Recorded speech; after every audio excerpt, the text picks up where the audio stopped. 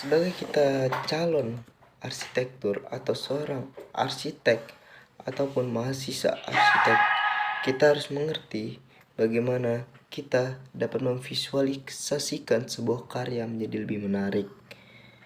Sebelumnya saya ingin menyampaikan definisi dari visual, yaitu merupakan sistem visual atau metode dan asas yang digunakan dalam arsitek komunikasi visual.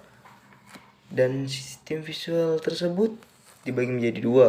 Yang pertama struktur visual dan organisasi visual. Sistem visual itu mencakup tujuan sistem visualnya.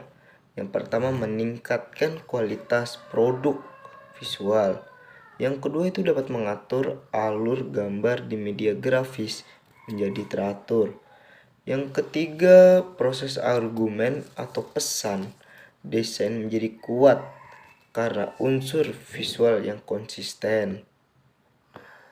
Struktur visual yang pertama ada grid. Grid adalah garis-garis imajiner yang membentuk zona dalam suatu menampilkan objek visual gambar maupun teks. Contoh paling sederhana penerapan grid ialah Margins, Baselins, dan Hagnilens. Di dalam struktur visual juga ada alignment, yaitu kesejajaran.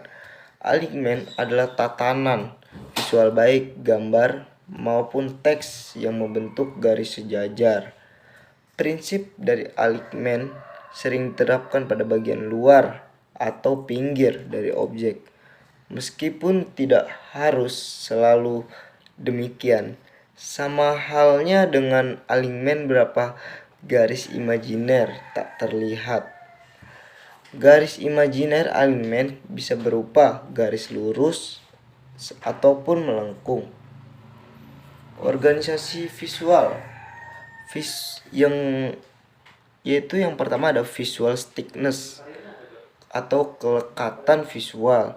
Visual stiffness berhubungan dengan kemampuan suatu objek visual untuk diingat oleh orang-orang yang melihat.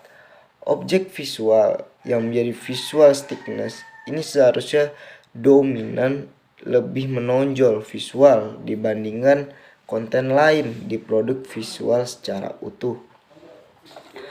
Organisasi visual yang kedua itu ada visual legibility atau keterbacaan visual.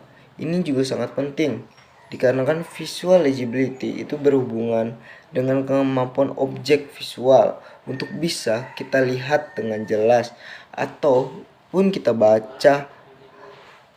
Faktor yang paling mempengaruhi visual legibility ini ialah ukurannya. Yang ketiga ada visual adjacency, yaitu kedekatan visual. Visual adjacency itu merupakan perorganisasian objek-objek visual yang menekankan jarak antar objek dekat atau jauh. Secara umum, objek dengan visual adalah yang dekat dan mudah dipahami secara pengelompokan atau kumpulan informasi sehingga diterjemahkan sebagai konten yang sama. Macam-macam teori Gestalt. Teori Gestalt yang pertama ada proximity, yaitu kedekatan antar jarak. Yang kedua similaritas, yaitu keseragaman. Yang ketiga closure, yaitu ketertutupan. Keempat continuation, kesinambungan. Kelima simetri dan order, bidang dan simetri. Dan yang terakhir ada figure dan ground, yaitu bentuk dan latar.